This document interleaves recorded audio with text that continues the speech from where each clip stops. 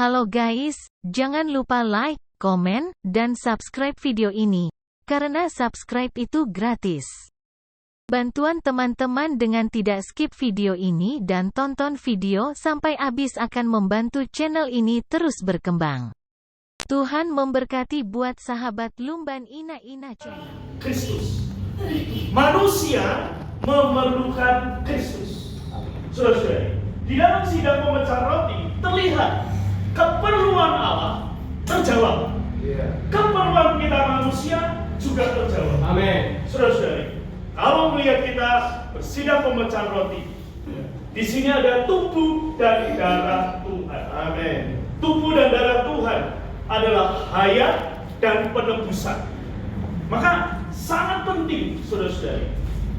Tetapi mayoritas kita belum melihat hal ini, sehingga pertemuan pemecahan roti kita tidaklah mustika bagi kita. Saudara-saudari, Allah memerlukan Kristus.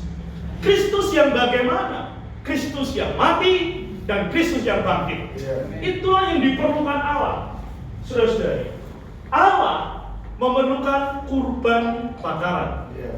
Allah memerlukan kurban sajian. Dan itu hanya bisa digenapi oleh Kristus sebagai kurban bakaran. Saudara-saudari, kurban bakaran itu apa, saudara-saudari? Kurban bakaran adalah untuk memuaskan tuntutan keadil benaran Allah. Saudara-saudari, Allah itu bukan hanya kasih, Allah itu juga adil benar. Karena itu saudara-saudari, tidak ada seorang manusia pun boleh datang kepada Allah tanpa dia adil benar. Tetapi bagi manusia tidak mungkin adil benar. Tidak mungkin, saudara-saudari. Maka Kristus harus memuaskan tuntutan keadil benaran Allah. Kenapa? Karena upah dosa adalah maut. Allah harus berdiri pada keadil benarannya. Kalau manusia berdosa, maka murka Allah tetap ada padanya. Artinya maut. Tetapi saudara-saudari, Kristus telah naik ke atas mezbah. Kristus telah naik ke atas kayu salib. Maka dia mencurahkan darahnya, maka Bapa dipuaskan. Keadil benarannya dipuaskan oleh kematian Kristus. Dan dia berkenan ketika Kristus bangkit. Saudara-saudari, inilah yang Allah perlukan. Yang kedua, dia menjadi kurban sajian. Ketika di dalam kenaikannya, Allah berkenan kepada manusia. Saudara-saudari, di pihak kita manusia, Kristus menjadi kurban penghapus dosa. Saudara-saudari, kita orang berdosa, maka diperlukan Kristus yang mati sebagai anak domba Allah. Untuk apa? Menghapus dosa kita. Di pihak kita, hari-hari kita penuh kesalahan, maka diperlukan kurban penebus salah. Saudara-saudari, ini ada kurban-kurban ini adalah lambang-lambang di dalam kitab Imamat pasal 1 sampai pasal 7, dan digenapi di atas diri Kristus. Maka saudara-saudari, kalau kita hadir ke dalam sidang pemecahan roti, kita menunjukkan aku perlu Kristus. Dan Allah perlu juga Kristus. Allah perlu Kristus supaya bisa menerima kita. Saudara-saudari, tadi dikatakan aku orang dosa sesat. Lalu menyembah Bapa, dikatakan apa? Tiada lagi murka Allah. Tiada lagi.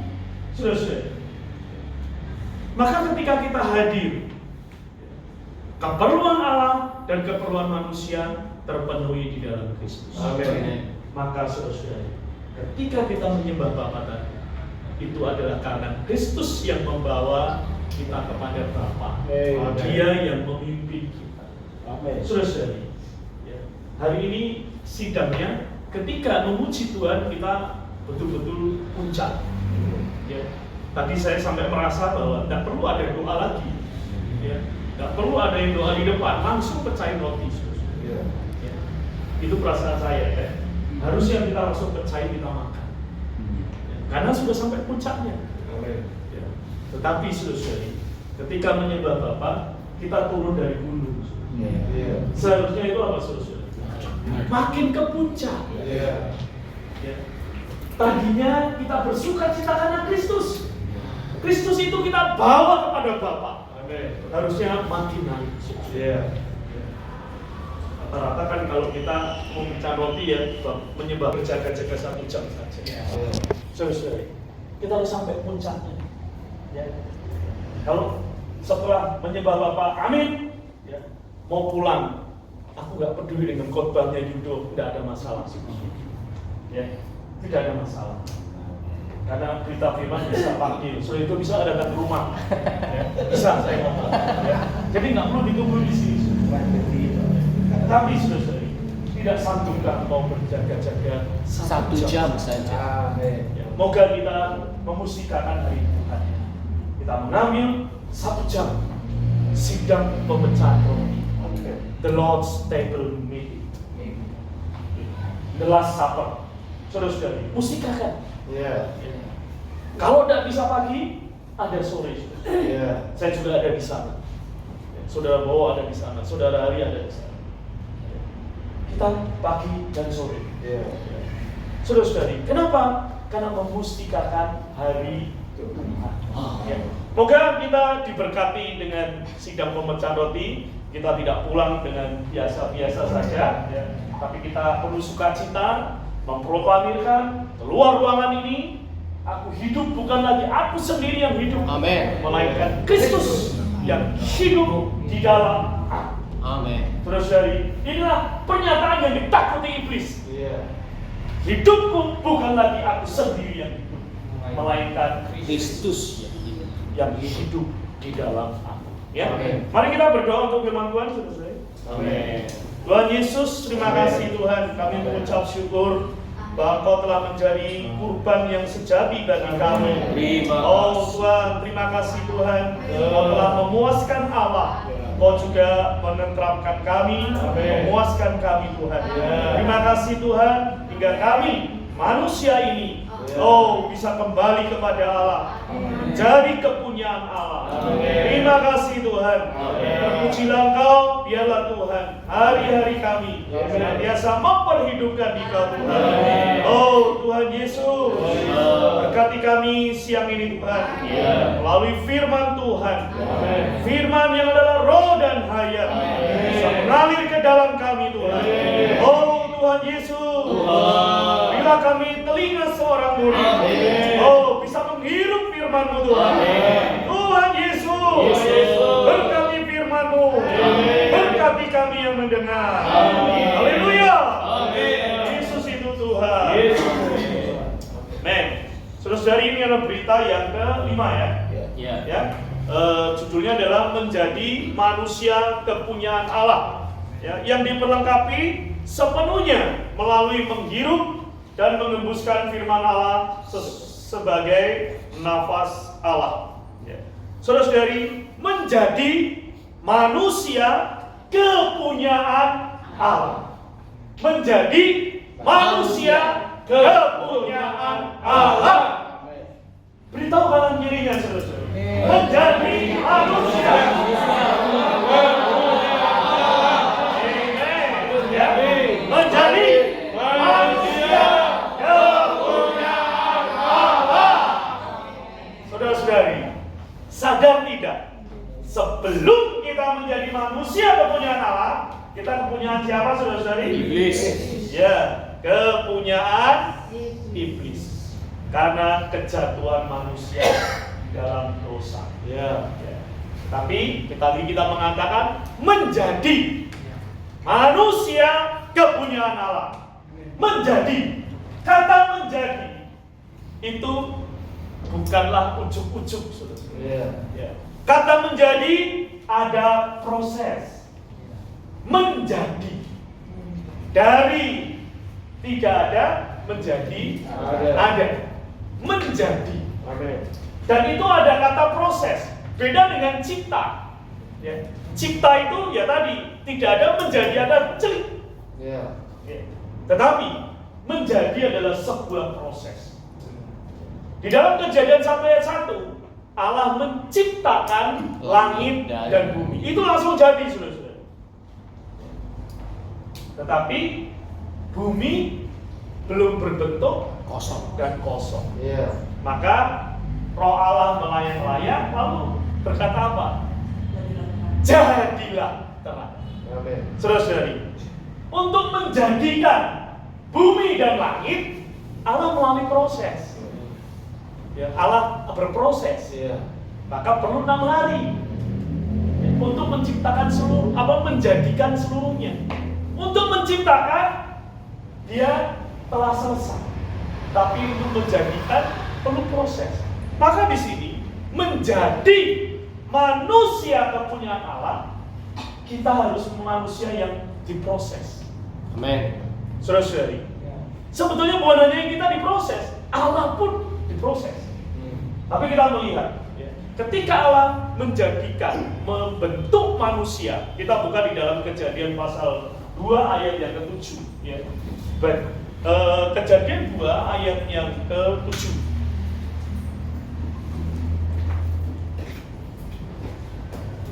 Kita baca sama-sama ayat yang ke-7. 3, 2, 1. Ketika itulah Tuhan Allah membentuk manusia itu dari debu dan tanah dan mengembuskan nafas hidup ke dalam hidupnya.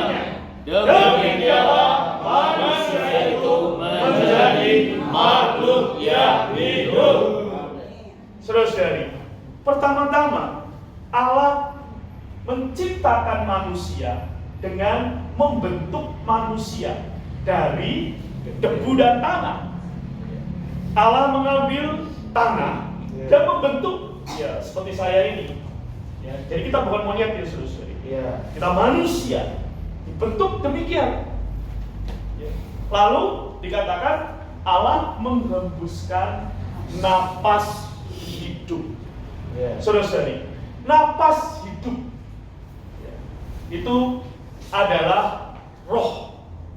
Napas hidup adalah roh. Ya. Ruah. Ya.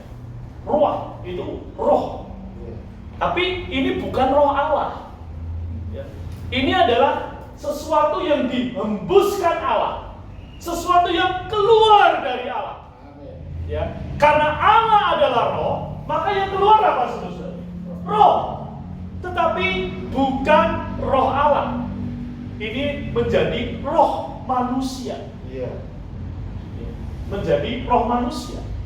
Maka ketika roh ini, hembusan Allah ini bertemu dengan tanah liat, menjadilah jiwa yang hidup atau makhluk yang hidup. Ya, makhluk ini bahasa aslinya adalah jiwa. Jadi manusia isinya adalah roh, jiwa, dan tubuh. Maka ketika selesai demikian, Allah mengatakan apa? Sungguh sangat baik. Saudara-saudari, sungguh sangat baik. Maka kita sering mengatakan ya, orang itu baik. Good man. Iya. Good man. Wah, kalau yang kalem-kalem, yang halus bilang good man. Kita kalau sama saudara Domi susah ngomong good man. Karena dilihat dari tampaknya kita sulit ngomong good man. Ya. Tapi puji Tuhan, yang dikehendaki Allah bukan good man. Iya. Ya. Walaupun selesai membentuk manusia, selesai, Tuhan mengatakan sungguh sangat baik. Kenapa Allah mengatakan sungguh sangat baik? Hari ini manusia yang baik itu hanya hidup sampai pada tingkat hati nurani. Itu pun udah jarang, Iya. ya. Jarang orang hidup hati nurani itu hari ini. Ya. Saudara-saudari, ketika manusia diciptakan, manusia ada di hadirat Allah. Kenapa? Karena masih memiliki roh. Ya. Rohnya belum mati atau tidak berfungsi karena dosa. Maka manusia ada di hadirat Allah. Tetapi begitu manusia jatuh dalam dosa, maka rohnya tidak berfungsi. Tetapi bagian di dalam rohnya masih tertinggal, namanya hati nurani. Apa yang hilang di dalam roh manusia? Yang pertama adalah persekutuan. Yang kedua adalah intuisi. Inilah yang hilang di atas diri manusia. Manusia tidak lagi bersekutu dengan Allah. Manusia jauh dari Allah. Manusia jauh dari Allah karena dosa. Manusia apalagi intuisi. Maka ketika Adam tahu dirinya melanggar, dia bersembunyi. Dia takut kepada Allah. Saudara-saudari, maka manusia keluar dari hadirat Allah. Nah, bagaimana setelah keluar dari hadirat Allah? Manusia hidup di dalam hati nuraninya. Maka ketika Kain membunuh Habil, Kain takut kalau ketemu orang dia juga dibunuh. Itulah hati nurani. Hati nurani itu demikian. Maka manusia hidup di dalam hati nurani. Tapi manusia pun gagal. Maka cucu dari Kain, Lamek, dia juga mulai takut juga. Bahkan dikatakan 7 kali lipat dibalaskan. Saudara-saudari, manusia kemudian di dalam hati nurani gagal, maka manusia mulai diawasi oleh manusia. Saudara-saudari, siapa di sini kalau kerja hanya diawasin orang baru tertib, ya kan? Kita kalau diawasin orang baru tertib, itu artinya hidup dengan diawasi. Kalau dilihat manusia, kita baru benar. Ya. Sebenarnya itu manusia apa? Yang nggak punya integritas, saudara-saudara.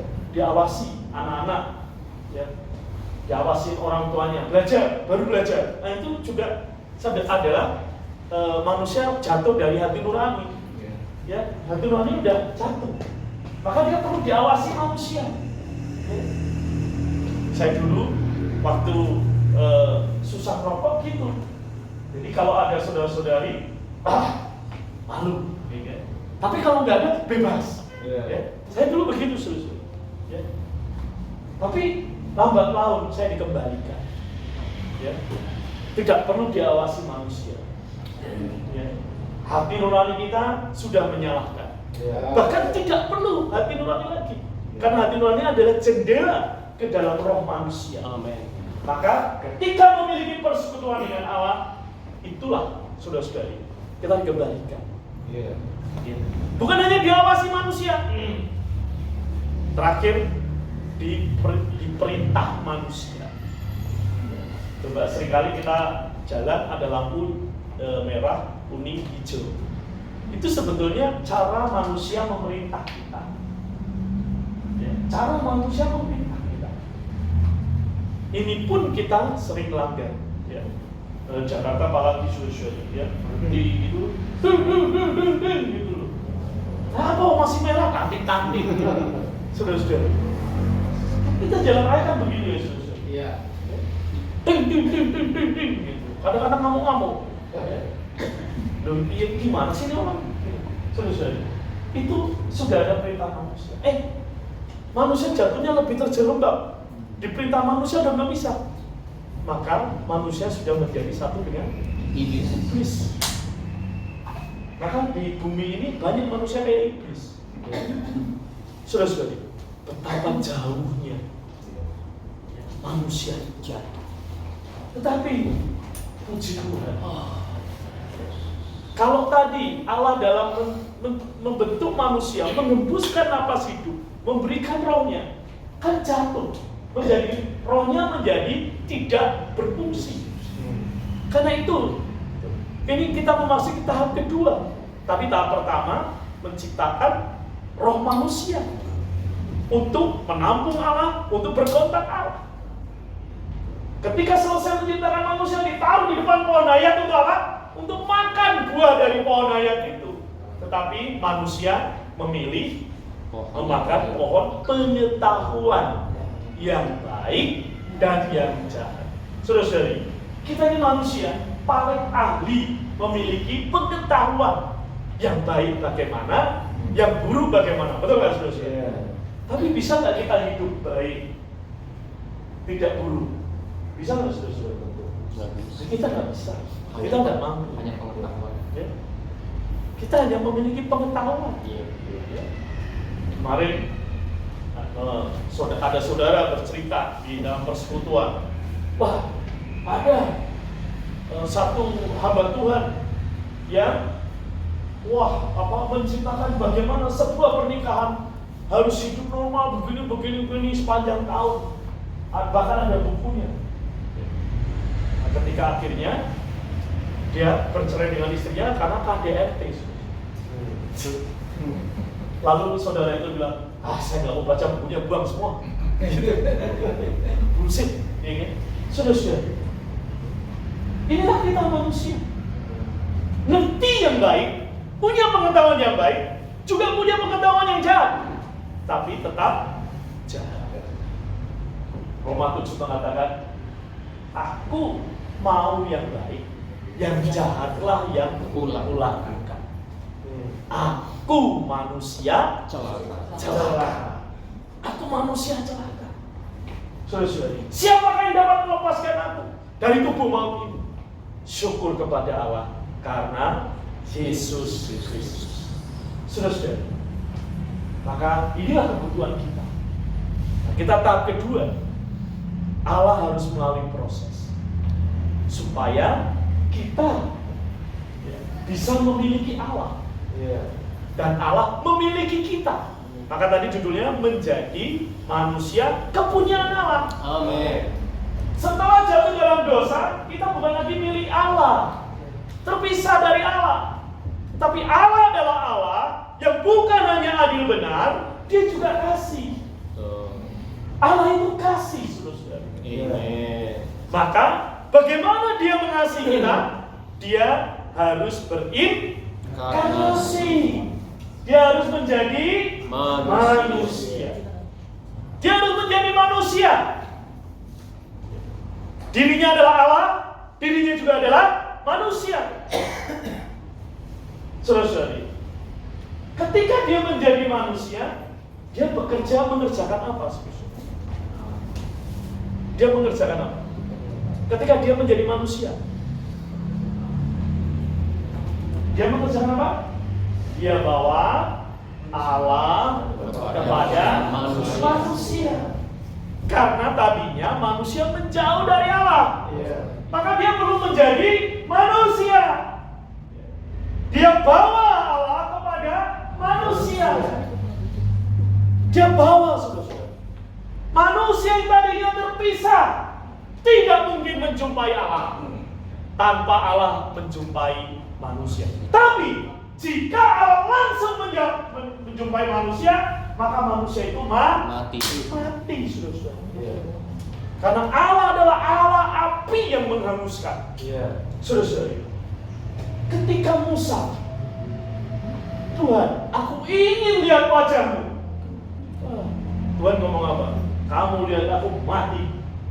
Maka waktu Tuhan melintas di gunung Sinai itu, maka tutup tangannya, mukanya Musa, jadi Allah cuma bisa dilihat punggungnya saja.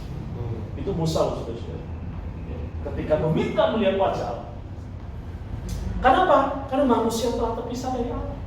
Tetapi Allah adalah kasih. Maka Allah membawa dirinya kepada kita manusia. Bukan dengan langsung dibawa, saudara-saudara. Dia perlu berinkarnasi. Dia perlu dikandung oleh Roh Kudus di dalam perawan Maria. Dia perlu menjadi bayi mungil yang bisa disentuh oleh orang raja-raja, yaitu orang Majus, dan orang paling miskin, yaitu gembala. Disentuh oleh manusia dengan berbagai macam latar belakang. Iya. Kenapa? Karena Allah telah dibawa kepada manusia. Lalu setelah itu dia adalah manusia yang menampilkan Allah. Amin. Dia itu manusia.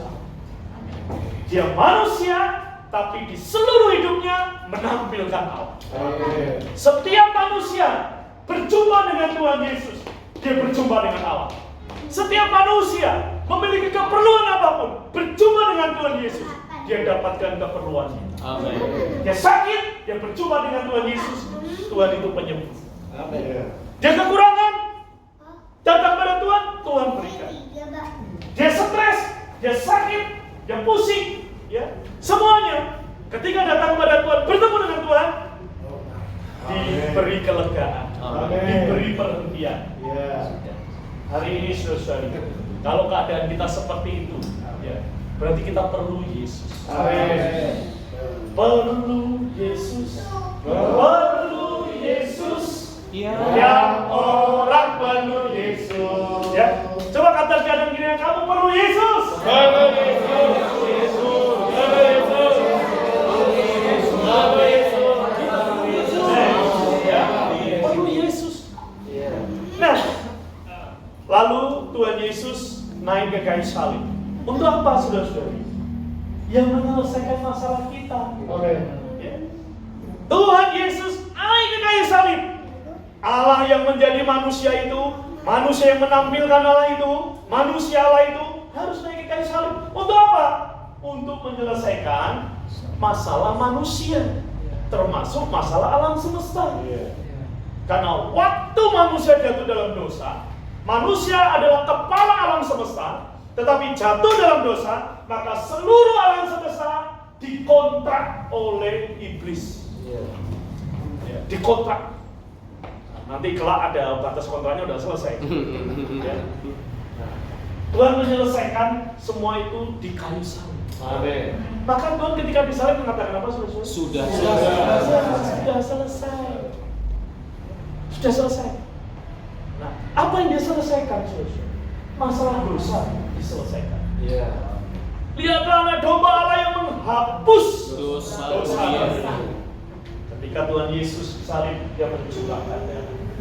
Dia menghapus dosa manusia. Amin. Menghapus terus. Iya. Ini masalah kita sudah selesai dulu. Salah satunya dosa. Masalah yang kedua kita adalah iblis. Iblis itu masalah kita. Di sini siapa yang tidak takut sama iblis? Ya. Kemarin kita sama istri saya di Lempoa, Iya. di rumah Buli ya. Terus bahasa Inggris juga belepotan nggak apa-apa. Yang penting melayani ya, orang Buli. Ya, istrinya sih orang Indonesia ya. Nah, saya mendengar diberitahu bahwa keluarga ini ya ada setan di rumahnya. Ya, pertama yang lihat pembantunya, lalu anak-anaknya yang masih kecil-kecil. Iya. Jadi ini bicara roh najis, ya, roh najis. Lalu bagaimana? Kita datang, ya, saya sama istri saya. Ya. Lalu saya dengarkan persekutuan. Dia ngomong, ya. Lalu saya bilang, ini kenapa anak-anakmu bisa lihat? Karena anak-anakmu belum percaya Tuhan. Ya, anak kecil itu belum percaya Tuhan maka bisa lihat setan. Tapi kalau kamu yang lihat setan, kamu juga belum percaya Tuhan. Saya bilang ini, saya ratusan kali ngusir setan, tapi saya nggak pernah lihat setan. Ya, maksudnya nggak pernah lihat roh najis. Jadi kalau kita yang suka lihat roh najis itu hati-hati. Baptis ulang. Mungkin kita ini latih kerasukan. Ya, jangan bangga bisa lihat setan. Iya. Kalau lihat wajah Tuhan Yesus, tapi bukan wajah yang berewokan itu ya. Iya. Wajah yang penuh kemuliaan, ya, terang itu, nah itulah melihat wajah Yesus hari ini. Iya. Ya, saudara-saudari, ya, maka kita bilang, ya, lalu satu lagi, pasti penyebabnya adalah pembantumu. Lalu sedikit cerita, ya. Biasanya orang merantau kerja itu bawa jimat, bawa pengasihan, bawa semua jampi-jampi, ya, ya. Bawa jampi-jampi. Lalu saya bilang, kita beresin. Coba lihat, kita langsung ke kamar pembantunya, karena pembantunya waktu manifestasi itu kayak ular saudara-saudari. Ya. Tapi kemudian diungsiin ya, dipulangin ke Sumedang. Lalu kita geledah kamarnya, waduh saudara-saudari. Ya. Jimat, rambut diikat, apa semua banyak banget ya. Satu tas. Lalu kita bilang, ya ini milik orang, jadi nggak bisa kita musnahkan. Tapi kalau saya usul bersekutu, ya pecat aja itu, keluarin aja. Lalu kalau mau terima apa itu Pembantu. pegawai, digeledah dulu semua barangnya, ya jangan sampai ada jimat yang masuk rumah, karena itu mendatangkan roh najis. Oh ya, selesai. Saudara-saudari, pulangnya kita kena serangan balik. Ya. Ban kita kecoblos mur yang segede gini, saudara-saudari. Terpaksa kita ganti ban. Bukan lagi ditempel, ganti. Tapi nggak apa-apa, saudara-saudari. Ya. Setan boleh lembur, ya. Tapi kerjaan Tuhan sudah diselesaikan. Amin. Nah, saudara-saudari, ketika Tuhan di atas kayu salib, beres. Iblis dibereskan. Melalui kematiannya, ia memusnahkan iblis yang berkuasa atas maut. Saudara-saudari, iblis dan roh-roh jahat di udara. Hari ini iblis ada di mana, saudara-saudari? Di mana? Di telapak kaki kita. Ya. Berani nggak ngomong? Iblis di bawah telapak kakiku. Iblis. Coba ngomong, iblis, kau jangan keliaran di udara ini. Kau harus ada di bawah kaki. Coba ngomong masing-masing terus. Amin. Iblis. Amin.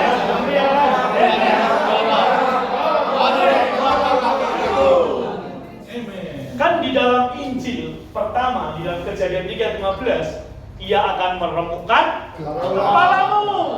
Kepala iblis diremukkan oleh kaki. Ya.